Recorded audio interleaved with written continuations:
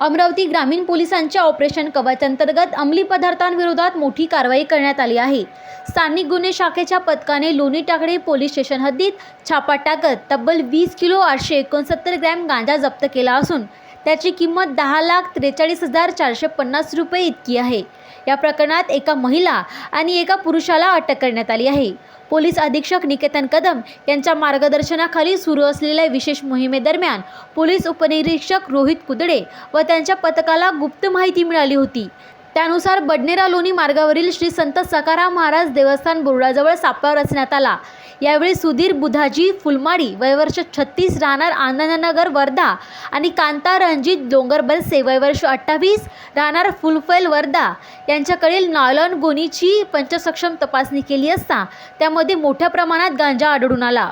वजन केल्यानंतर 20 kilo 869 gram गांजा जप्त करण्यात आला असून दोन्ही आरोपी विरुद्ध लोणी पोलीस ठाण्यात NDPS कायद्यान्वये गुन्हा दाखल करण्यात आला असून पुढील तपास सुरू आहे।